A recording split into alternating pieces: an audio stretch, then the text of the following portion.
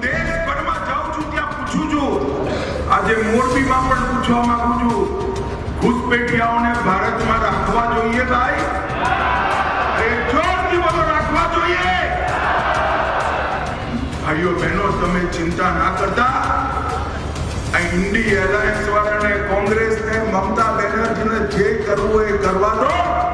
ભારતીય જનતા પાર્ટીનો સંકલ્પ છે કાશ્મીરથી કન્યાકુમારી ને દ્વારકાથી કામાખ્યા સુધી સમગ્ર દેશમાંથી ઘૂસપેઠિયાઓને વીણીને ખરેખર આનંદનો દિવસ છે કે મોરબી જિલ્લાને આવડું મોટું કાર્યાલય જેને કહેવાય એ કાર્યાલય બન્યું અને એના ઉદ્ઘાટનમાં આપણા રાષ્ટ્રીય નેતા એટલે માન્ય શ્રી અમિતભાઈ શાહ, કેન્દ્રીય ગૃહ અને સહકારિતા મંત્રી એ પધાર્યા હતા. સાથે સાથે ગુજરાત પ્રદેશના ભાજપના અધ્યક્ષ શ્રી જગદીશભાઈ વિશ્વકર્માજી પણ સાથે પધાર્યા હતા અને એમના દ્વારા આજે આ શ્રી કમલમનું ઉદ્ઘાટન થયું.